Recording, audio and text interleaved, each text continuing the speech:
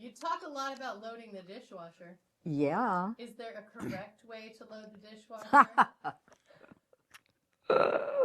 Well, yes, it's a two-step process. Here's the process. First, John loads the dishwasher. Secondly, I change it and load the dishwasher with twice as many dishes. That's the correct way. Do you wash the dishes before you load the dishwasher? Yeah, we Of rinse them course, off, yeah. right? Yes. Yeah, with a little brush. Julie's amazing. I mean, she really can Yes. get so many more dishes in the dishwasher than I This is can. true. I have this magical ability of spatial analysis. And so I can get 1 billion dishes into the dishwasher. Not only that, but I could probably pack 17 people into our car. I can get 6 suitcases into the back of our car, which is minute, Right. right? Yeah, it's an amazing Aren't I ability. amazing? You are. I am. I'm really pretty cool. Yeah. Yeah. What's more dangerous to a relationship, contempt or assembling IKEA furniture together? They sort Oh, of go God. hand in hand. Yeah, they really do. Well, I would guess assembling the IKEA furniture is an incredibly dangerous activity. I mean, you have to do it with like masks on, like fencing masks, those ones that kind of protect you, and many tools, all the tools all around you. One person assigned to read the instructions, which are non-existent and don't help. And then somebody always has to find the loose screw. In other words, the screw that disappeared. It went someplace else, or maybe it didn't even exist, right? My solution to this is What to is ask it? our son-in-law to do it for I us. know. Yay, Stephen. He's amazing. I know. It's he great. just can put anything together instantly. This is true. Yeah. So it saves you completely. He's our Steve. Our Steve. So it saves you completely from contempt and from responsibility for doing it wrong, which is great. Can a couple truly be compatible if one person is a morning person and the other believes mornings are a conspiracy? Oh my God, this is great. It's one of the big challenges. Yep. Is a morning person and a night person. Yeah, no kidding. Yeah, that really is tough. Yeah, it is really tough. So let's see. I think what you have to do for the person who believes in conspiracies, especially in the morning, is provide them with special treats, like not just coffee, a latte, a double latte with, like, don't tell them, 4 hits of espresso to kind of wake them up, maybe a little bit of sugar. Hot chocolate and whipped cream. Woo! And a nice cinnamon roll. I like that. Yeah, what Pastry. else? Pastry. Bring it to them in, your bedroom. Does that sound good? Sounds really good. Yeah. Yeah. And then don't make them make the bed, because if they do, it'll be a disaster and you'll have to do it over again, because actually they're not really a morning person. But still, forgive them. It's not their fault. Their brain is somehow disengaged from the morning. They can't help it. So, love your nighttime person. If the two of you had $1 for every time someone said, "We never fight," how big would your yacht be? Oh, God, you just nailed a dream I had last night. Really? I dreamed of this incredible yacht that I was on. I was like crew on it, and it was one of those yachts that had huge sail, great big sail, the kind that sail in, I don't know, some kind of race, and it was all wood, and I was running back and forth, which completely avoids the question.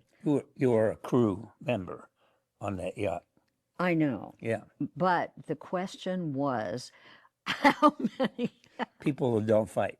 People, we don't fight. It's like, oh, really? Well, that means what we could do is go into a lecture from our book, Fight Right, and we could say, you're an avoidant couple, but it's okay. As long as you don't have any major crises in your life, you're going to be just fine. But actually, we don't believe you.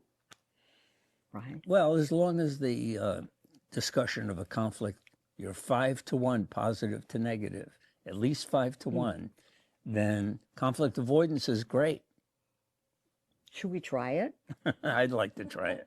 No. If you had to assign a spirit animal to the 4 horsemen, what would they be? Woo! Okay, so let's see. Criticism, a spirit animal. A beaver. A beaver with big, long teeth that chops down stuff, right? Mm-hmm. Does that work for you? Okay, you do contempt. You do contempt. I was thinking of probably a loon. A loon? The sound that a loon makes. Yeah, but that's beautiful. Yeah, but it's also annoying. No, it's only annoying because you're an indoorsman and you don't like being outside where there's dirt. Right. Okay, so try contempt. Oh, look, there's popcorn. That's my boy. The purpose of clothes is to catch food. Right, to stop food. Stop food? Right. From going where? Into your body. Oh. Injuring your body. Okay, contempt. You do contempt. What's the spirit animal for contempt? Oof, that's a hard one. Wolf? Wolves are cool. I would say a rattlesnake because it poisons you, right? Yeah, It's that's toxic. a good one. Yeah, it's really bad. Defensiveness. Try defensiveness. What's that animal that closes itself up, Well, there's several. Well, maybe a turtle? A turtle? Yeah, a turtle would be good, or an octopus. What's the animal that has all the barbs and closes itself up? Oh, yeah. Porcupine. Porcupine. A porcupine. Would be good for defensiveness. Ooh, that's perfect. Yacht. Okay. Yeah. And then we have stonewalling. An animal for stonewalling. Somebody who presents a large wall. Maybe a grizzly bear, except they don't shut down. How about a mastodon? Does everybody know what that is? A mastodon is a prehistoric elephant that was like gigantic. It was so big. It was like an elephant times 10, right? Mm-hmm. And very slow moving and very hairy. And it could present a wall to you. Has to be something that moves hardly at all. What doesn't move? Turtle. Oh, little turtles. They move. They're just slow. I'd say the turtle for stonewall. You would? Oh. Yeah. Really? Okay, I'll settle for a turtle. Between the two of you, who's more likely to sneak chocolate during a disagreement and call it self-soothing? Me! I am the chocolate lover in the family. What he will use is popcorn. Yeah. As you noted, there was popcorn on the shirt. Right. All right, let's settle this once and for all. Is it okay to go to bed angry if you're just really, really tired? Yes. Yes. I suggest going to bed whenever you're really, really tired, no matter what you're feeling. Somehow a good night's sleep really changes your emotions. Yeah, it really does. Yeah. It's so weird. It's like while you're sleeping, a fairy godmother of moodiness comes in, takes a magic wand and goes tink, and poof, your bad mood is somehow lightened and you wake up with little sparkles around you. It's great. Yeah. And finally, you've done so much work around predicting divorce. Do you ever go on dates to spy on couples to test your powers? Oh dear. Should we confess? We always do. Always. Every single date. We're looking at other couples, but not you. We're not looking at you.